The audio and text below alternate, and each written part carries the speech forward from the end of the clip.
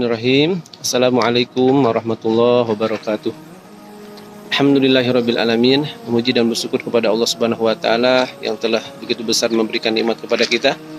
Di antaranya adalah nikmat iman, nikmat sehat dan nikmat kesempatan. Dan alhamdulillah di sore hari ini saya sedang berada di suatu daerah atau suatu kawasan yang sangat bersejarah sekali di tanah Rasulullah SAW, Madinah Al-Munawwarah. Dan seperti halnya kita lihat di belakang ada salah satu bangunan. Assalamualaikum Abu Gilbi. Waalaikumsalam. Agilbi, gimana kabarnya, sehat Agilbi? Insyaallah. Sapa dulu. Aku punya motor. Ya. Seperti kita lihat di belakang saya ada salah satu bangunan yang sudah tinggal pondasinya, yang sudah hampir luluh lantak. Akan tetapi walaupun bangunan tersebut sudah hampir musnah, masih tersimpan sejarah yang sangat besar sekali yang berkaitan dengan baginda Nabi Muhammad SAW. Dan Assalamualaikum Umi Gilbi.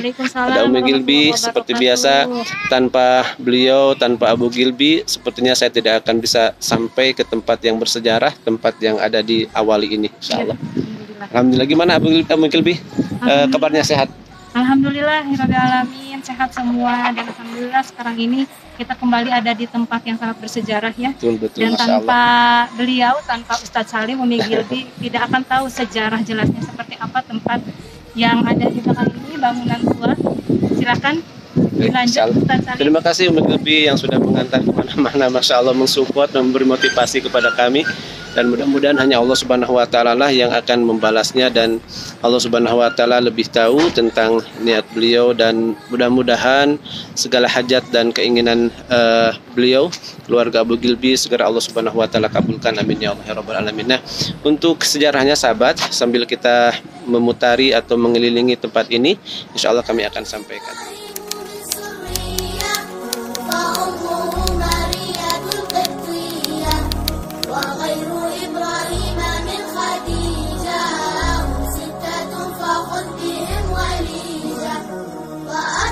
Bismillahirrahmanirrahim. Sahabat semua, bangunan yang ada di depan kita ini adalah salah satu bangunan yang bersejarah yang ada di kota Rasulullah SAW.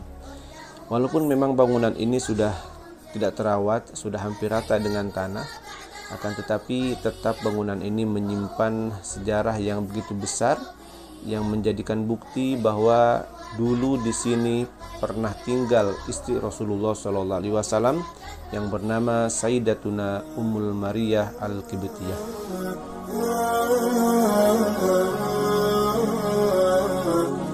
Untuk kisahnya, supaya kita lebih mudah memahaminya, kita akan ceritakan dari awal kenapa sehingga Rasulullah SAW menempatkan istrinya, yaitu Mariyah Al-Qibtiyah, di kawasan yang jaraknya itu agak jauh dari Masjid Nabawi.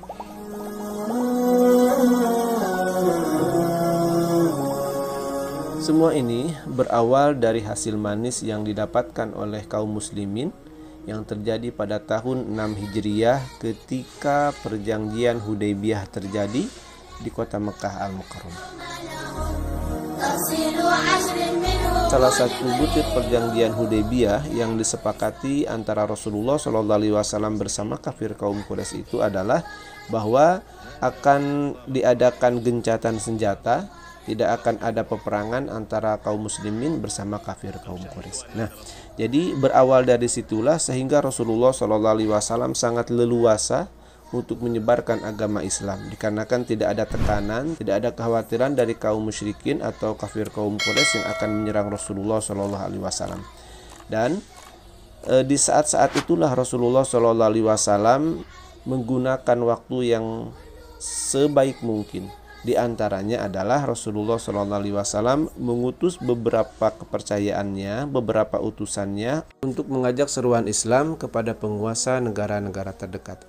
Dan di antaranya Rasulullah SAW mengutus beberapa kepercayaannya untuk mengantar sepucuk surat seruan Islam kepada penguasa kerajaan Romawi, kepada penguasa kerajaan Persia, dan salah satunya kepada penguasa kerajaan Qibti, yaitu Iskandaria, Mesir saat ini.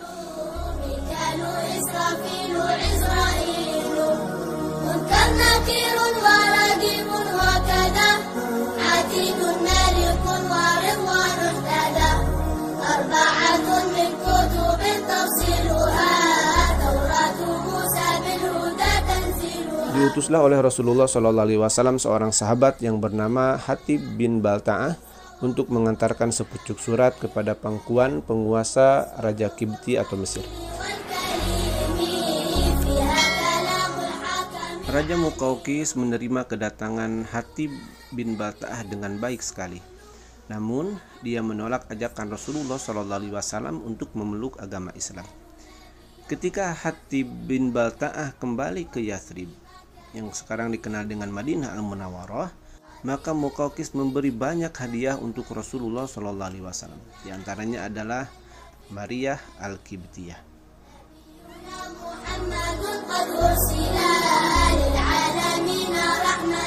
Di tengah perjalanan, Maryah Al-Qibtiyah ini terlihat sangat sedih sekali. Mereka seakan tidak rela meninggalkan kampung halamannya. Namun, Hatib melihat Maryah Al-Qibtiyah dalam keadaan raut yang murung dan sedih.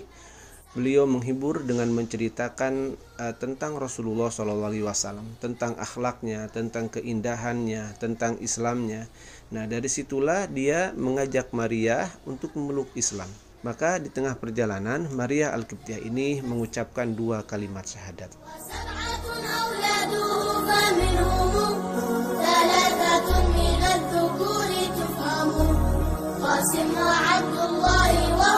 Masa kecil dan remajanya Maryah Al-Qibtiyah dihabiskan di daerah Mesir, sehingga sedikit sekali orang yang mengetahui riwayat Maryah Al-Qibtiyah.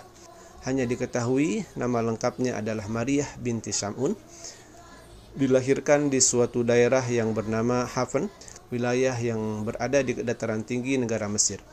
Ayahnya berasal dari suku Kibti, sedangkan ibunya penganut agama Masehi Romawi. Maka tidak heran jika saja Maryah Al-Qibtiyah ini mempunyai rupa yang sangat cantik sekali. Sehingga dengan wajah yang rupawan yang dimiliki oleh Maryah Al-Qibtiyah ini membuat cemburu istri-istri Rasulullah SAW yang lainnya.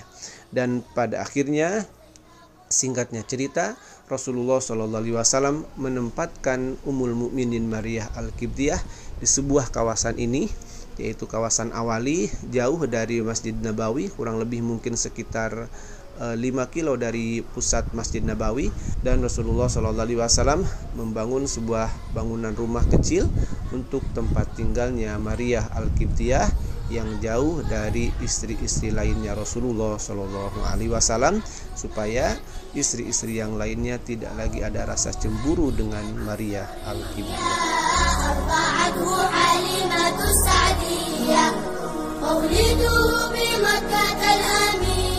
Sesampainya di kota Madinah Al-Munawwarah, maka Rasulullah SAW menempatkan Maryah Al-Qibtiyah ini di rumah salah satu sahabatnya yang bernama Harithah bin Nu'man. Dan setelah beberapa bulan kemudian, Maryah Al-Qibtiyah ini dinikahi oleh Rasulullah SAW, sehingga beliau menjadi Ummul Mukminin Sayyidatuna Maryah Al-Qibtiyah.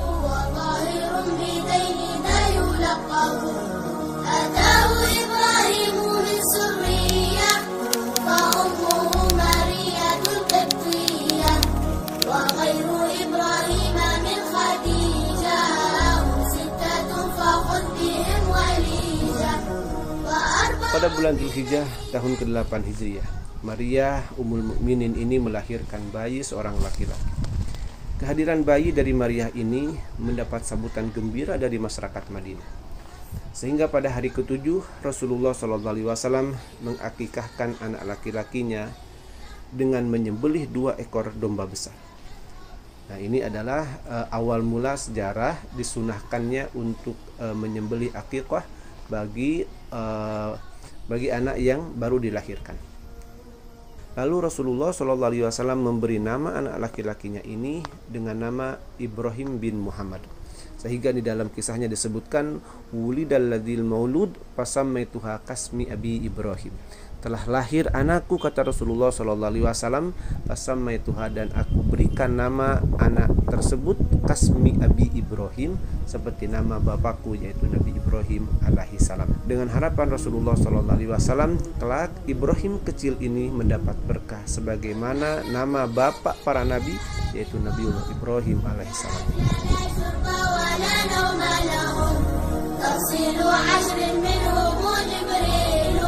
Ketika berusia 18 bulan menuju ke 19 bulan, maka Ibrahim kecil ini sakit. Kondisi ini membuat Rasulullah SAW dan Ummul Mukminin Maryah Al-Qibtiyah begitu sedih sekali. Sehingga Rasulullah SAW bersabda, "Wahai anakku," kata Rasulullah, "kami tidak bisa menolongmu dari kehendak Allah." Tanpa disadari, Rasulullah SAW yang ditemani Abdurrahman bin Auf menangis bercucuran air mata. Kondisinya semakin parah, dan atas kehendak Allah Subhanahu wa Ta'ala, Ibrahim kecil ini meninggal dunia di usia 18 bulan lebih.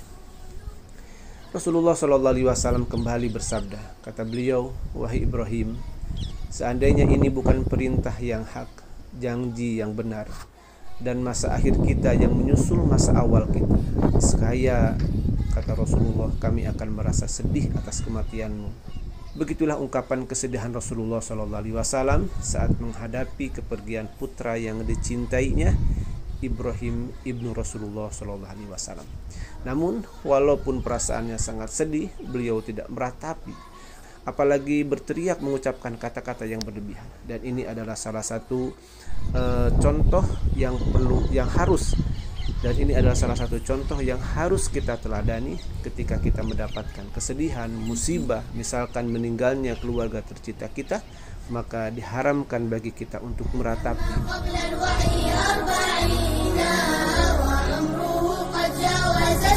Rasulullah SAW selanjutnya mengurus jenazah Ibrahim alaihissalam, mensalatinya, mengkafaninya, dan menguburkannya, sehingga Sayyidina Ibrahim ibnu Rasulullah SAW ini dimakamkan di pekuburan Baqi.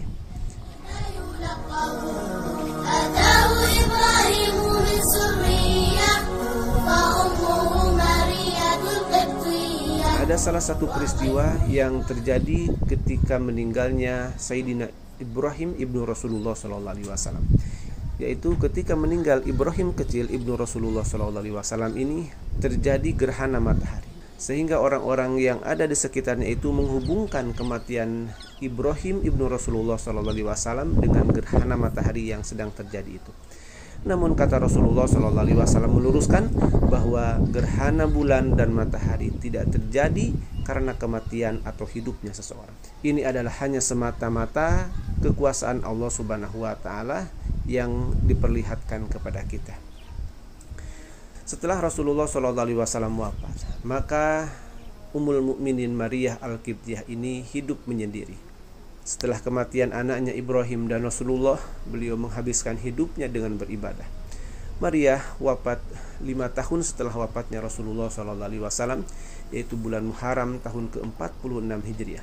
Saat itu masa kekhalifahan Umar bin Khattab, dan Khalifah Umar bin Khattab yang mensalati jenazah istri Rasulullah SAW tersebut kemudian dimakamkan di pekuburan Baqi menurut jumhur beberapa ahli sejarah. Sahabat semua, tadi setelah kita menceritakan sejarah singkat yang berkaitan dengan tempat ini, tempat istri Rasulullah SAW, rumah Sayyidah Maryah Al-Qibtiyah, kita lihat secara langsung sisa-sisa atau puing-puing bangunan-bangunan yang masih ada pada masa sekarang. Dan seperti yang kita lihat dari tadi, sekelilingnya itu sudah hampir ditimbun dengan tumpukan pasir dan sampah-sampah. Karena mungkin ini tidak termasuk situs yang dilindungi oleh pemerintah Saudi, sehingga masyarakat setempat pun juga semaunya mereka membuang sampah di tempat ini.